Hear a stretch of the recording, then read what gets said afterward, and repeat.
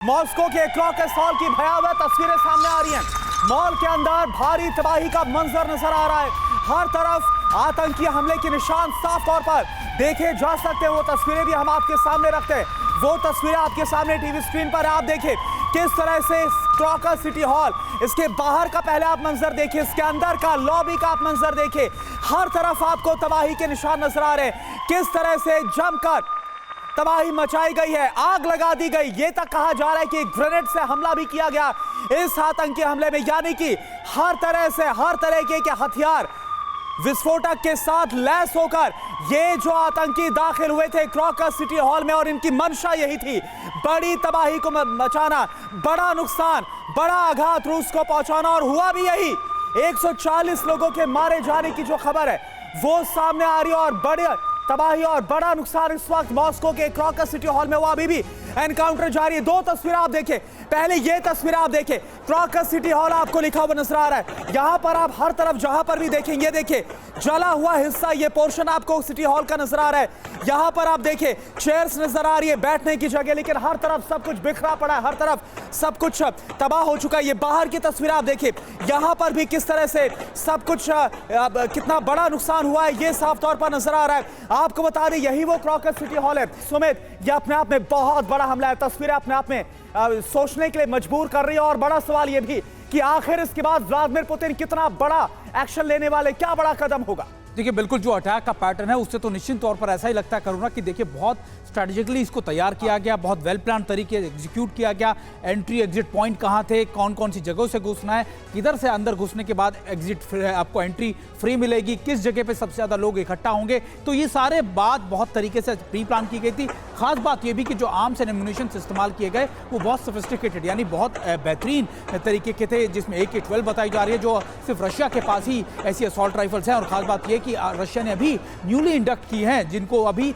सिर्फ Ukraine border पर भेजा गया था। तो ये भी एक सवाल है कि क्या जंग के मैदान में जो हथियार यूक्रेन के सैनिकों ने रशिया से छीने थे, या फिर जो मारे जाने के बाद रशियन सैनिकों के बाद छूट गए थे, क्या उन हथियारों का इस्तेमाल किया गया, ये एक बड़ा सवाल है जिसको लेकर इन्वेस्टिगेशन जारी है। लेकिन ये जरूर तय है कि लगातार इन सभी इन्वेस्टिगेशन, सभी चीजों को इकट्ठा करने के बाद ही, सबूतों को इकट्ठा करने के बाद ही एक कैलकुलेटेड वे में रशिया बड़े अटैक को अंजाम देगा। और यह भी तय है कि रशिया ये देखना चाहता है कि क्या इसमें सिर्फ यूक्रेन समर्थित देश या यूक्रेन का कोई इन्वॉल्वमेंट है। आपने बहुत अहम इनपुट दिया, यानी वो हथियार जो रूस से छीने गए रूसी सैनिक से, वो यहां पर इस्तेमाल किएगा और किस स्केल पर कितना बड़ा पलटवार किया जाएगा व्लादिमीर पुतिन की तरफ से, ये बड़ा सवाल है। एक बहुत बड़ी खबर आ रही है मॉस्को हमले पर FSB सोर्सेस के हवाले से, ये बड़ा बयान। हमले के पीछे विद्रोही गुट RDK के होने का शक जाहिर किया गया है। यह आपको बता दें यूक्रेनी खुफिया एजेंसी की मदद से हमले की आशंका है।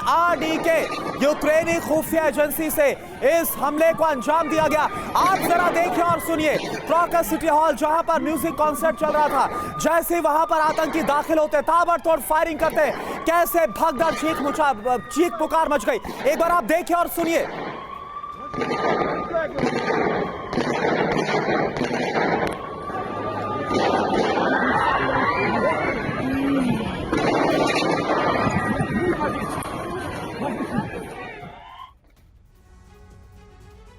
अब सवाल यही है, कई शक जाहिर किए गए हैं, मॉस्को हमला आखिर किसकी साजिश है, ये सवाल और इसका जवाब तलाशना जरूरी है। हमले के पीछे कौन है, किसने मदद की, ये इस वक्त हम आपको दिखा रहे हैं। हमले के पीछे आखिर कौन, कहा जा रहा विद्रोही गुट RDK पर शक है, जो खुफिया एजेंसी है यूक्रेन की। किसने मदद की, यूक्रेनी खुफिया एजेंसी पर शक जाहिर किया जा रहा है। FSB यूक्रेनी खुफिया एजेंसी पर शक जाहिर कर रही, यूक्रेनी खुफिया एजेंसी की मदद से इस हमले को अंजाम दिया गया। अब आपको बता दें कि क्या है RDK। 2022 में RDK की स्थापना की गई थी।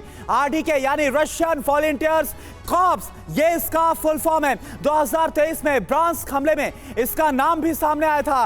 बेलगोरोड, ब्रांस्क, कुर्स्क में जो हमला हुआ, जो रूस के अंदर घुसकर हमला अंजाम दिया गया, इसमें भी RDK का नाम निकलकर सामने आया था। और एक बार फिर से जो रूसी खुफिया एजेंसी, उसका शक RDK पर है। RDK का प्रमुख डेनिस कुपिस्टन है, जो जानकारी इस वक्त हम आपको बता रहे हैं RDK के बारे में, रशियन वॉलंटियर्स कॉर्प्स के बारे में। रूस में पुतिन के खिलाफ ये बहुत बड़ा ऑपरेशन है जिसको अंजाम दिया गया। डारिया दुगिन की हत्या का शक भी RDK पर जाहिर किया गया।